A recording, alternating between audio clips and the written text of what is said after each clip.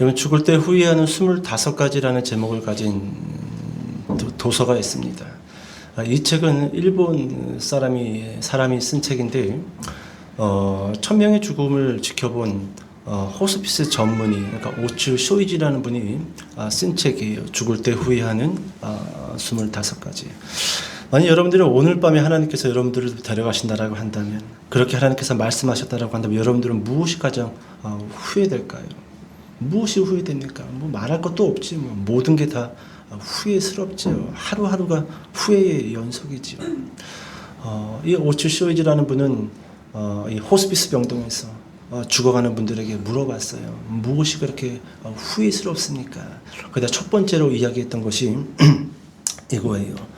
살면서 고맙다라는 말을 많이 하지 못한 것이 참으로 후회스럽습니다.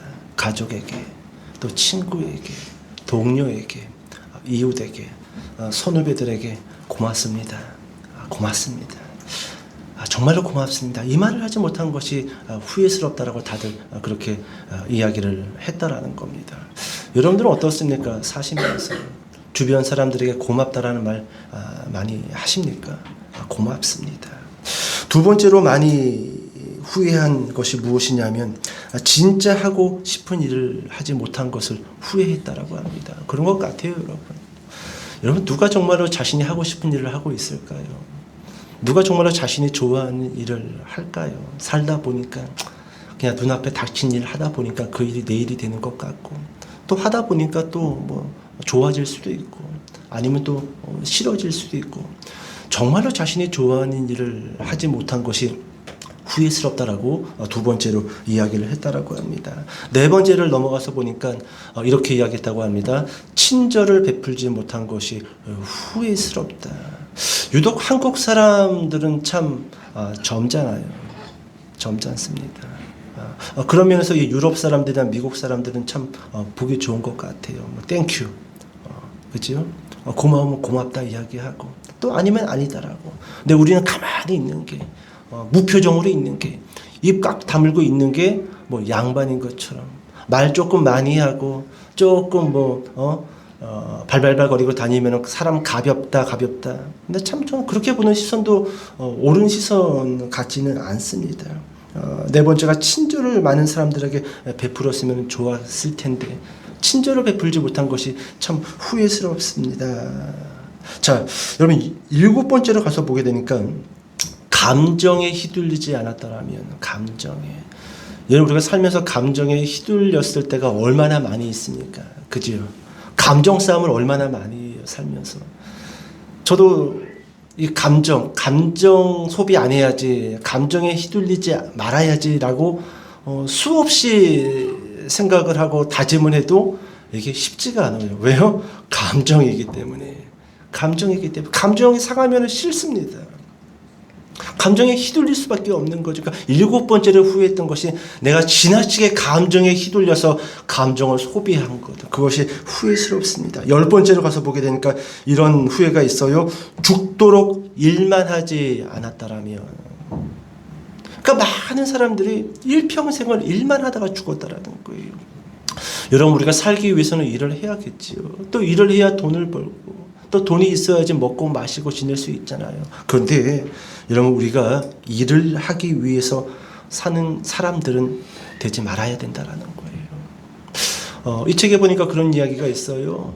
일을 하기 위해서 사는 사람들이 있는 가정은 그 가정의 구성원들이 참 불행해진다라는 겁니다. 여러분, 우리가 돌아봤으면 좋겠어요. 우리가 일은 해야 되지만 일을 하기 위해서 사는 사람처럼 살아서는 안 된다. 이게 열 번째예요. 죽음을 앞에 둔 사람들이 열 번째로 후회하는 것, 나는 지나치게 일을 하기 위해서 사는 사람처럼 인생을 살았습니다. 마지막 25번째는 무엇일까요? 좀 의외의 후회가 기록되어 있는데, 신의 가르침에 일찍 귀를 기울였으면. 죽음을 앞에 두니까 겁이 나는 거예요. 두려운 겁니다. 특별히 이 오츠 쉬지라는 분은 기독교인 같아요. 복음을 증거했던 것 같습니다. 그래서 그 호스피스 병동에서 천여 명의 그 죽음을 앞둔 그 환자들에게 이 설문을 조사했었을 때 많은 분들이 조금 더 일찍 하나님에 대해서 알았더라면, 조금 더 일찍 하나님의 말씀에 귀를 기울이고 죽음을 준비하는 삶을 살았다라고 한다면 얼마나 좋았을까요? 근데 죽음이 앞에 왔는데 준비가 되지 않았어요. 하나님 앞에 무엇라고 말할 것이 아무것도 없어요. 하나님의 가르침에 일찍 눈을 뜨고 하나님의 가르침에 일찍 귀를 기울였으면 참 좋았을 뻔했는데, 여러분, 사람은 자신이 언제 죽게 될지 모르고 삽니다. 그래서 어쩌면 조금 더 평안한지 모르겠어요. 언제 죽을지 모르니까. 여러분, 보통 사람들은 죽음을 눈앞에 두고 나서 이제 내가 죽게 되었구나, 내가 살 날이 며칠 남지 않았구나, 여러분, 그제서야 이제 자신이 죽게 되었다는 사실을, 내 눈앞에 죽음이 찾아왔다는 사실을 깨닫게 된다는 것이죠.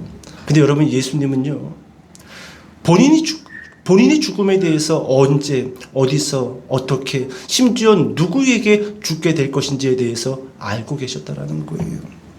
여러분, 그렇기 때문에 예수님은 그분의 삶과 그분의 사역이 누구보다도 치열했습니다. 본인의 죽음을 알고 있었어요. 언제 죽을지, 어디서 죽을지, 어떻게 죽을지, 누구에게 죽을지. 그러니까 여러분, 당연히 그분의 삶이 그냥 루즈한 삶이었을까요? 아니지요. 누구보다도 치열한 삶을 살았고 누구보다도 치열한 사역을 했다라는 것이지요. 여러분, 예수님은 많은 사람들에게 둘러싸여 있었지만 고독과 외로움이라는 그 감정에 마음이 심히 괴로우셨을 것입니다. 그런데 여러분, 오늘 예수님은 오늘 본문에 등장하는 한 여인으로부터 놀라운, 좀 이렇게 표현해 볼까요? 아름다운 위로를 받으십니다. 여러분, 예수님도 사람이었어요. 사람이십니다. 내색은 하지 않았지만 본인의 죽음을 알고 언제 죽을 줄 알고 사시는 그 예수님, 여러분, 그 마음이 얼마나 힘들었겠냐라는 거예요. 얼마나 고독하고 외로웠겠냐라는 거예요. 누구 한 사람이 알아주는 사람이 없어요. 몇 번 이야기했지요. 제자들에게도, 사람들에게도 내가 죽게 될 것이다, 내가 저들의 손에 끌려가서 죽게 될 것이다. 아무도 귀담아 듣지 않아요. 아무도 관심을 두지 않습니다. 얼마나 외로웠겠냐라는 거예요. 그 마음이, 그 감정이 얼마나 힘들었겠냐라는 거예요. 그런데 오늘 요한복음 10장에서 한 여인으로부터 예수님이 아름다운 위로를 받게 되신다라는 거예요. 여러분, 요한복음에는 6월절이 3번 기록되어져 있습니다. 첫 번째 6월절은 요한복음 2장에 기록되어져 있어요. 그리고 두 번째 6월절은 요한복음 6장에 기록되어져 있습니다. 그리고 세 번째 6월절이 요한복음 12장에서부터 출발되어집니다. 여러분, 첫 번째 6월절과 두 번째 6월절은 절기로서의 6월절을 보냈다라고 한다면, 여러분, 세 번째 6월절은 단순히 절기로서의 6월절이 아니라 예수님에게는 특별한 6월절이라는 거예요. 왜 특별한 6월절이냐면은, 여러분, 세 번째 6월절이 예수님 자신이 6월절 어린 양이 되셔야 하는 죽음의 6월절이었기 때문입니다. 그렇기 때문에 예수님에게는 너무도 두렵면서도 힘들면서도 특별한 6월절로 다가오고 있었다라는 거예요. 여러분, 요한복음 12장 1절 이렇게 말씀이 시작되어집니다. 6월절 엿새 전에, 6월절 엿새 전에. 여러분, 6월절이 6일 남았다라는 그런 표현이죠. 근데 예수님이 봤을 때는 6월절이 6일 남은 것이 아니라 본인의 죽음이 6일 앞으로 다가왔다라는 사실에 다시 한번 무너지는 것이지요. 6월절 엿새 전에 예수님의 죽음이 6일 남았어요. 여러분, 이 사실을 예수님이 알고 있지요. 예수님의 마음이 얼마나 괴로우셨을까요? 여러분, 우리 같았으면 정신이 반쯤 나가 있었을 것입니다. 하던 일을 내버려 두고 식음을 전폐하고 침대에 누워서, 자리에 누워서 울고 또 울면서 내가 6일 후에 죽는데, 내가 6일밖에 못 산데, 우리 같았으면 식음을 전폐하고 누워버렸을 거란 말이죠. 근데 여러분, 예수님은요, 우리가 11장도 봤잖아요. 묵묵히 자신이 해야 할 사역을 감당하고 있다라는 거예요. 여러분 보세요. 예수님의 죽음, 본인의 죽음이 지금 코앞에 다가왔습니다. 그런데 예수님께서는 사역을 감당하셔요. 나사로가 죽은 지 4일이나 지났습니다. 이미 그 시체에서 냄새가 납니다. 근데 그 사역을 감당하시기 위해서 베다니에 도착하시잖아요. 그리고 그 베다니에 도착하셔서 예수님께서는 이렇게 말씀하십니다. 나는 부활이요 생명이니 나를 믿는 자는 죽어도 살겠고 무릇 살아서 나를 믿는 자는 영원히 죽지 아니하리니. 이것을 네가 믿느냐? 네가 믿느냐? 베다니에 도착하신 예수님은 죽은 지 4일이나 지난 나사로를 살려내십니다. 여러분, 죽었던 나사로가 살아난 거예요. 슬픔과 괴로움과 눈물이 바뀌어서 기쁨과 찬양과 감사가 되어졌다라는 거예요. 여러분, 나사로가 살아나는 모습을 여동생 마르다와 마리아가 봤어요. 베다니에 수많은 사람들이 예수님이 그 나사로가 안치된 돌무덤 주변에 서서 예수님이 나사로를 살리는 그 광경을 목격했단 말이지요. 여러분, 얼마나 충격을 받았을까요? 얼마나 놀라웠을까요? 얼마나 아름다웠을까요? 여러분, 어떻게 죽은 사람을 일으킬 수 있냐라는 거예요. 죽은 지 2시간 된 사람도 아니고 죽은 지 4시간이 지난 사람도 아니고 4일이나 지났어요. 이미 시체가 썩어서 냄새가 난다라고 성경에서는 말씀해 주고 있는데 나는 부활이요 생명이니. 그렇게 예수님께서 선언하자 죽었던 나사로가 일어났다라는 겁니다.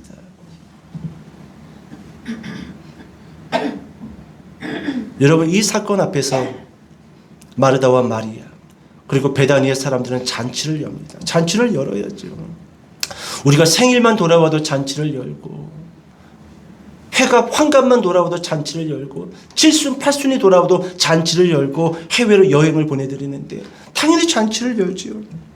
이런 베다니 마을에 잔치가 열립니다. 언니 마르다는 늘 그랬던 것처럼 분주하게 일을 해요. 음식을 준비하고 있었겠지요. 그리고 죽었다가 살아난 나사로는 예수님 옆에 앉아서 이야기를 나누면서 음식을 나누고 있습니다. 자, 그런데 같이 그 잔치자리에서 음식을 먹고 있었던 마리아가 갑자기 자리에 일어나서 밖을 나가는 겁니다. 그리고 잠시 후에 문을 쓱 열고 잔치자리로 들어오는 거예요. 손에 향유 옥합이 들려있는 겁니다. 예수님 곁에 다가서서 향유 옥합을 깨뜨려서 예수님의 머리에 부어드리고 그리고 예수님의 발에 향유 옥합, 나드 향유라고 하죠. 그 향유 옥합을 깨뜨려서 다 예수님에게 쏟아 붓는 겁니다. 여러분, 얼마나 놀라웠을까요? 얼마나 당혹스러웠을까요? 여러분, 향유를 가지고 와서 조금 찍어가지고 예수님 몸에 발라드렸다라고 한다면 그것은 상식적인 일이지요. 여러분, 어떤 사람이 향수병을 깨트려가지고 그것을 사람 몸에다가 뿌려버리는 사람이 어디 있습니까? 싸구리도 아니고. 여러분, 가룟 유다는 이 나드 향유 한 병을 300데나리온에 팔 수 있다라고 이야기했단 말이지요. 한 데나리온은 하루 품삯이에요. 그러면 300데나리온은 일요일 쉰다 할지라도 안식일 쉰다 할지라도 여러분 1년치 연봉이란 말이에요. 누가 1년 벌어가지고 요따만한 요게 여러분 311g짜리 나드 향유입니다. 그람으로 치면은 그렇게 큰 거는 아니지요. 근데 여러분 1년 연봉의 값어치가 있는 향수예요. 향수. 누가 그거를 깨가지고 머리에다 붓고 발에다가 쏟아 부을 수 있냐라는 거예요. 밥 먹고 있는데요. 식사하고 있는데요. 어떻게 보면 신뢰되는 행위지요. 여러분, 당혹스럽고 놀라웠던 일이에요. 그런데 여러분, 이와 같은 광경을 보고 제자들 중에 특별히 가룟 유다가 마리아를 바라보면서 심하게 꾸짖고 심하게 책망을 합니다. 이렇게 이야기를 하지요. 향유를 팔면 300데나리온을 받을 것이고 구제하는 일에 쓸 수 있는데 너는 어찌하여 그 나드 향유를 허비하느냐. 가룟 유다가 마리아를 향하여 심하게 책망을 하는 겁니다. 그런데 여러분, 우리가 알고 있다시피 가룟 유다는 거짓말하고 있는 것이지요. 그것을 300데나리온에 팔아가지고 본인이 착복하고 본인이 횡령할 수 있었는데 아깝다라는 거예요. 저거를 헌금으로 돌려가지고 내가 착복할 수 있었는데 내가 쓸 수 있었는데 아깝다. 아우, 저 돈 아깝다. 거짓말이죠. 거짓말이에요. 그렇게 마리아를 책망하고 있는 가룟 유다를 예수님께서 바라보시면서 한마디 쏘아붙입니다. 그게 요한복음 12장 7절 말씀이에요. 같이 한번 읽어볼까요? 7절 말씀. 자, 시작. 예수께서 이르시되 그를 가만두어 나의 장례할 날을 위하여 그것을 간직하게 하라. 아멘. 아멘. 여러분, 예수님께서 가룟 유다를 향하여 특별히 제자들을 바라보면서 이렇게 이야기하지요. 가만둬라. 뭐 이렇게 말이 많어? 한 것도 없으면서 내가 네 검은 속마음 모를 줄 알아? 돈 그렇게 헌금 걷어가지고 다 착복하고 횡령하고 네 마음대로 쓰려고 하는 거 내가 모를 줄 알아? 이런 그런 의미가 담겨져 있어요. 그래서 여러분, 공간 복음을 보면은요, 예수님의 이 말씀을 듣고 가룟 유다가 화가 나가지고 예수님을 팔려고 밖으로 나가버립니다. 가만두어라. 내가 네 시커먼 마음을 모를 줄 알아? 그래서 여러분, 예수님께서 이렇게 해석을 합니다. 나의 장례할 날을 위하여 그것을 간직하게 하라. 지금 마리아가 향유 옥합을 깨서 예수님의 머리에 붓고 예수님의 발에 부은 이것은 단순히 허비되는 사건이 아니라 나의 장례를 마리아가 미리 준비하고 있다라는 거예요. 예수님이 그렇게 해석을 하고 있다라는 것이죠. 자, 그렇다면 여러분, 정말로 마리아는 유기로 예수님이 죽으실 것을 알고 있었냐라는 거예요. 그리고 본인이 향유 옥합을 깨서 그 향유, 나드 향유를 예수님의 몸에다가 부었는데 그것이 마리아가 알고 미리 예수님의 장례를 준비하기 위해서 그렇게 했냐라는 거예요. 여러분도 어떻게 생각하십니까? 예수님은 그런 해석을 내놓았단 말이지요. 마리아는 정말로 예수님의 장례를 미리 준비하기 위해서 향유 옥합을 깬 것인가? 여러분, 저는 그렇지 않다라고 생각됩니다. 제 개인적인 생각으로는 이렇습니다. 마리아가 잔치자리에 앉아서 음식을 먹고 있을 때 여러분, 감동이 왔던 거예요. 그 감동은 하나님이 주신 감동이겠죠. 그리고 그 감동에 순종하였더니 우연찮게 예수님의 장례를 미리 준비하게 되었던 것입니다. 저는 그렇게 해석을 합니다. 저는 그렇게 해석을 해요. 여러분, 저희 교회에 매달 10만 원씩 후원하시는 집사님 4분이 계십니다. 한 15년 전쯤, 17년 전쯤 그분 교회에서 사역을 할 때 사임을 일주일 앞두고 있었어요. 주일 오전에 10시 예배 설교를 제가 했습니다. 그리고 아직 교회에는 광고가 나가지 않았어요. 저는 그 설교가 마지막 설교였어요.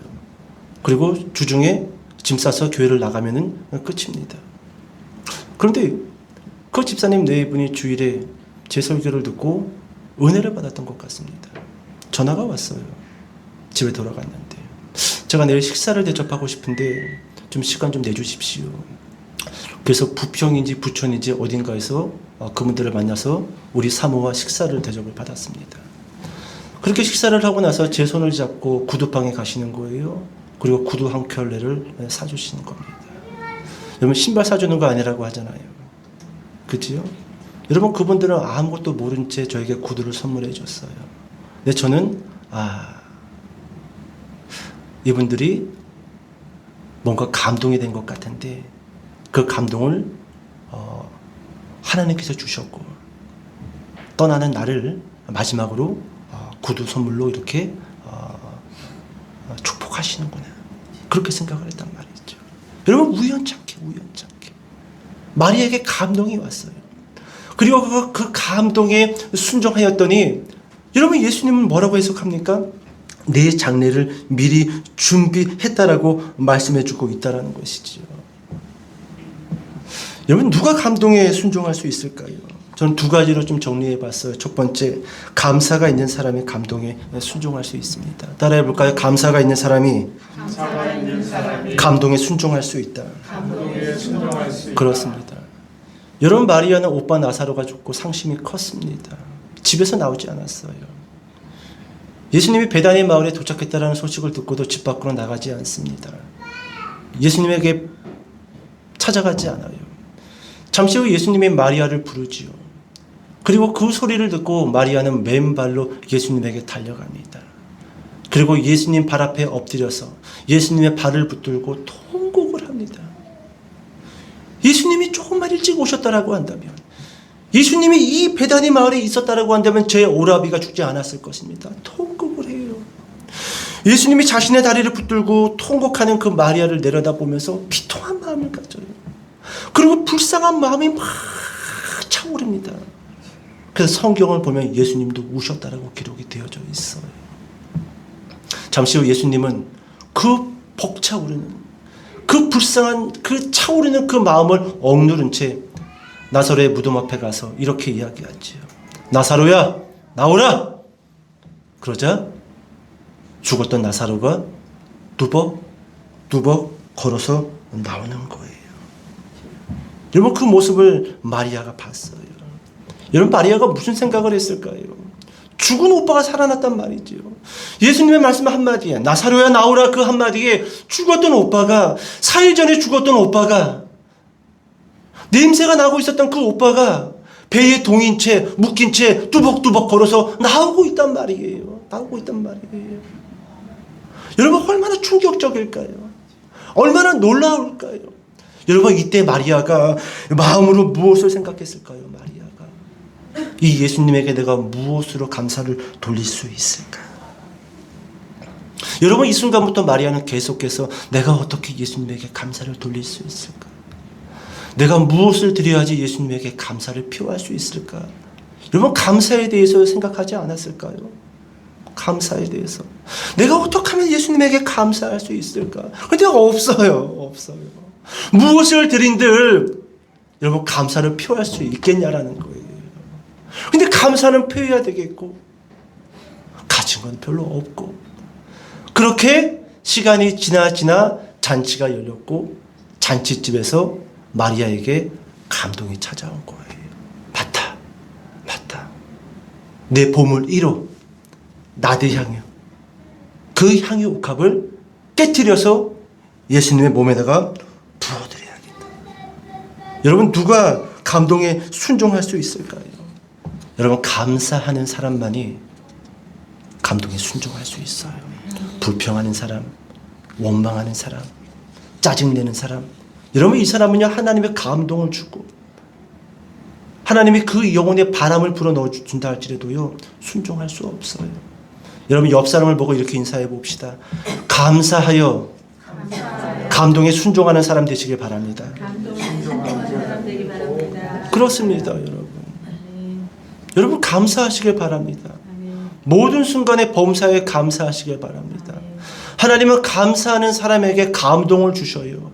그리고 그 감동을 통해서 하나님의 복음의 사역들을 이루어 나가신다라는 거예요. 좀 감사하세요. 그래야지 감동에 순종하는 사람 될 수 있다는 것이죠. 두 번째, 누가 감동에 순종할 수 있는 것인가? 하나님을 사랑하는 사람이 감동에 순종할 수 있습니다. 따라해 볼까요? 하나님을 사랑하는 사람이 감동에 순종할 수 있다. 그렇습니다. 여러분, 죽은 나사로가 살아나는 현장에는 제자들도 함께 있었습니다. 특별히 가룟 유다도 그 현장에 있었습니다. 그런데 마리아가 나드 향유를 예수님에게 붓자 제자들과 가룟 유다는, 특별히 가룟 유다는, 여러분 오늘 본문과 동일 본문이 마가복음 14장 4절에 가서 보게 되면은 여러분 가룟 유다가 화를 내면서 이렇게 말을 합니다. 어찌하여 이 향유를 허비하냐? 가룟 유다가 화를 냅니다. 어찌하여 이 향유를 허비하는가? 여러분 볼까요? 마리아는 나드 향유를 깨트린 것으로도 부족해서 자신의 긴 머리카락으로 더럽혀진 예수님의 발을 닦아드렸습니다. 그걸로도 부족했던 거예요. 향유 옥합 깨트린 걸로도 부족했던 겁니다. 그래서 자신의 긴 머리털을 가지고 예수님의 더러워진 발을 닦고 있단 말이죠. 그런데 가룟 유다 봅시다. 여러분, 그 향유 옥합이 본인 겁니까? 본인이 예수님에게 뭐 드린 게 있습니까? 뭐 좀 맛있는 것 좀 드시라고 사드린 적이 있습니까? 아무것도 없어요. 그런데 낭비다, 허비다라고 하면서 그 마리아를 향하여 아주 심하게 꾸짖고 책망하고 있다라는 거예요. 여러분, 두 사람의 차이가 무엇일까요? 여러분, 그 차이가 무엇일까요? 따라해 볼까요? 사랑이다. 그렇습니다. 사랑이에요. 사랑입니다. 여러분, 사랑하면요 감동이 생겨요. 감동이 생겨요. 그리고 그 감동이 생기면 순종하게 되어 있잖아요. 그러니까 중요한 건 여러분 우리가 하나님을 사랑하는 거예요. 그럼 하나님께서 감동을 주실 것입니다.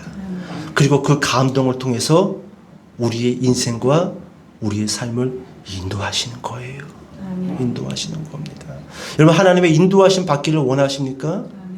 여러분 하나님께서 여러분들의 삶을 주관하시기를 원하십니까? 그러면 감사하시고 하나님을 사랑하셔요. 그러면 하나님의 감동을 주셔요. 나에게 감동을 못 주신다라고 한다면 주변 사람들에게 감동을 주심으로 인해서 하나님의 손에 붙들릴 수 있도록 하나님께서 그 길을 여실 거라는 것이죠. 자, 여러분 마가복음 14장 4절에서 가룟 유다는 마리아를 향하여 허비했다라고 이야기했습니다. 허비했다. 여러분 헬라어를 보면은 아폴레이아라는 단어예요. 허비했다. 그런데 요한복음 17장 12절에 가서 보게 되면은요, 가룟 유다에 대해서 이렇게 정의를 내리는데 멸망의 자식이다라고 이야기를 합니다. 여러분 허비라는 단어가 헬라어로 아폴레이아예요. 그리고 가룟 유다에 대해서 정의를 내리기를 멸망의 자식이라고 예수님이 정의를 내렸습니다. 근데 이 멸망이라는 단어가요, 아폴레이아예요. 허비했다. 아폴레이아. 멸망의 자식. 아폴레이아. 곧 여러분 가룟 유다는 허비한 자식이라는 거예요. 멸망의 자식이라는 거예요. 여러분 볼까요? 300데나리온 향유 옥합을 깬 마리아가 인생을 허비한 사람일까요? 아니면은 은 30에 예수님을 팔아 넘긴 가룟 유다가 인생을 허비한 사람일까요? 이렇게 정의를 내려봤습니다. 가룟 유다는 은 30을 얻고도 아폴레이아 허비한 사람입니다. 하지만 마리아는 300데나리온이라는 향유 옥합을 소비했지만 얻은 사람이라는 거예요. 아폴레이아 허비한 인생이 될 수 없다라는 거예요. 왜냐하면 이번 좀 설교를 정리해 볼게요. 마가복음 14장 9절에 가서 보게 되면요, 예수님의 마리아에 대해서 이렇게 말씀을 해주십니다. 내가 진실로 너희에게 이르노니 온 천하에 어디서든지 복음이 전파되는 곳에는 이 여자가 행한 일도 말하여 그를 기억하리라 하시니라. 놀라운 말씀입니다. 복음이 증거되어지는 곳, 복음이 선포되어지는 곳, 복음이 전파되어지는 그 곳에 복음만 전파되어지고 복음만 증거되어지는 것이 아니라 마리아의 순종도 전파되고 기억될 것이라는 거예요. 얼마나 놀랍습니까? 여러분 무엇을 복음과 동등하게 놓을 수 있냐라는 거예요. 없어요. 근데 그 마리아의 순종을 예수님의 복음과 동등한 위치에서 놓고 계시잖아요. 여러분 이것이 성도의 순종이에요.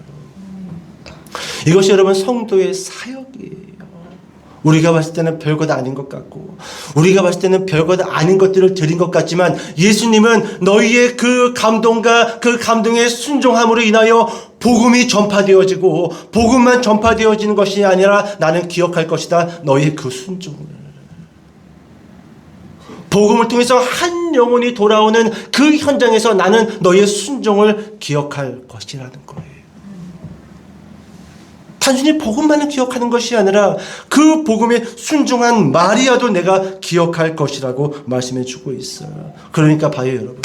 가룟 유다는 마리아의 인생을 아폴레이아 허비했어. 그런데 아니라는 거예요.